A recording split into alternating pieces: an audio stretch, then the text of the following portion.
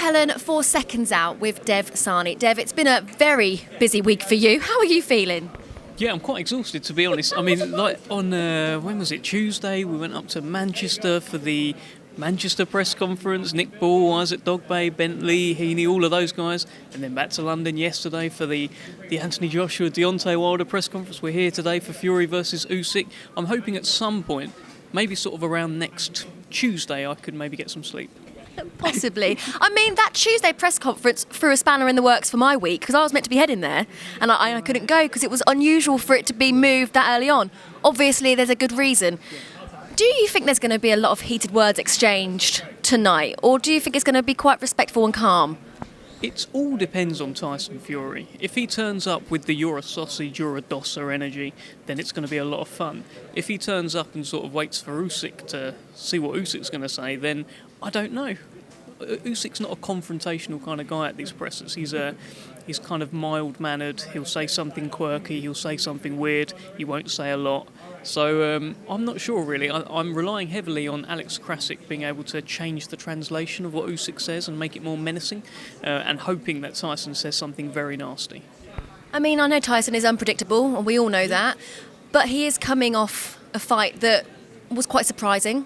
A lot of people have criticised him and his performance, said he wasn't prepared and all that stuff. So he might be quite reserved tonight. Yeah, but then, to be fair, when I saw him arrive about an hour ago, Usyk was over there and Tyson was up on the mezzanine. He was calling out sausage. So that does bode well. He was calling him a gappy tooth rabbit sausage. That sort of ticks all of the boxes, really. So I'm hoping he hasn't sort of spent it all now and he carries that energy into the press conference. But the insults are they are up there, so fingers crossed. Now, both fighters are incredible boxers and their ring IQs are also phenomenal. How on earth does one beat the other? Well, look, I think sometimes it could just come down to size, but look, I was just speaking to Alex Krasik. They're extremely confident that they think they've got the remedy on how to beat Tyson Fury. They think the fact that Usyk is a southpaw is a real big advantage for them.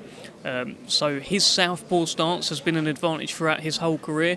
Maybe it will be an advantage against Tyson Fury. Francis Ngannou said that when he switched southpaw, amazingly shocking the world and switching southpaw, he saw openings. He was able to hit Fury with things that he wasn't able to hit with in an orthodox stance. So he might have advantages there. Oleksandr Usyk, you would think so. He's probably the best southpaw in the world. But Tyson Fury right now is the best heavyweight in the world, and he will be probably about 50 pounds heavier than Oleksandr Usyk. That's what I'm expecting if you go by sort of the average recent weights. So weight matters, size matters, and he's still pretty fleet of foot. And I think it could come down to size. Is there a rematch clause that you know of?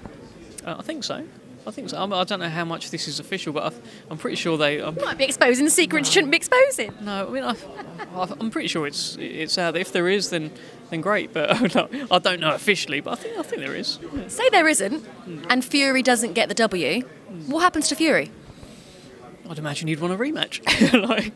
I don't know. I'd imagine they would seek the rematch, but I don't know the ins and outs of that. I would hope that in that scenario they'd just do it again.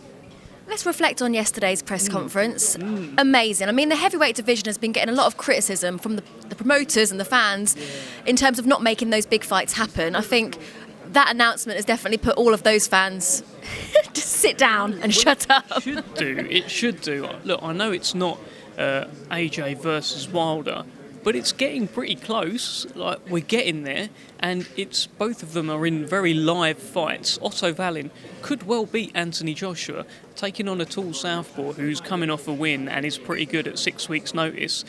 It feels like quite a risk for Anthony Joshua. And Deontay Wilder against Parker. Parker's got his tail up at the moment. He's pretty resurgent. He's been in camps training to beat Deontay Wilder with Tyson Fury as well. He might have a few tricks of the trade. So they're two real risky fights which could jeopardise the Joshua Wilder fight. And the one that's really exciting me is Dubois against Miller.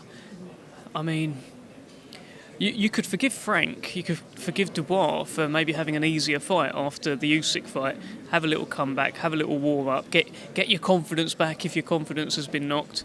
And he has got a 330-pound pressure fighter trash talking. He's so big. I couldn't believe the size of him. He is like a fridge, and he's a fridge that you can't push back, and it is unbelievable. So Daniel Dubois does have a remedy for that, to push him back. He's got brilliant power, as we've seen many times. It's going to take an awful lot to keep Miller off him. So very interesting. Now, in your opinion, AJ and Wilder not fighting on this occasion, is that because maybe AJ needs another fight to get his confidence up or something like that? Not saying that his opponent's going to be a walkover. Or is it just to build momentum, get the hype up so it can be an even bigger money fight? I don't know, to be honest. I think it should be a question asked of those guys, of Team AJ, of Eddie. But I don't actually know the answer. But I do know that Otto Wallin is a risk. It's a very risky fight to take when you've got Wilder potentially lined up. I don't know the answer. Hopefully we'd still see that Wilder fight. AJ was rustled by Miller. You could watch the press conference. It was hard to watch AJ in that situation a little bit, because he just seemed really uncomfortable and aggressive, but in a hard to watch kind of way. And obviously we know what happened with you as well when he kind of shut you down.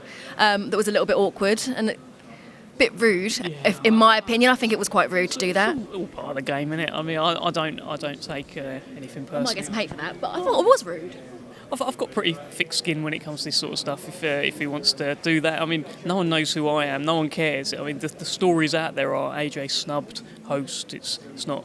He's probably done you a favour. Now you're on the map. To be fair, I have gained more followers and more notoriety as a result of it. So a big thanks to Anthony Joshua for boosting up my profile. But if he wants Eddie to ask him questions, Eddie can ask him questions. Where I was going with that is obviously a lot of question marks against AJ's mentality.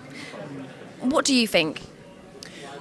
Look, I think he didn't like that Jarrell Miller was very, very mouthy, and I don't think he can ever beat him in terms of trash talk. I just don't think. I think that's probably the reason why we haven't seen that gloves are off thing released, because I think Miller probably did very, very, very well in it.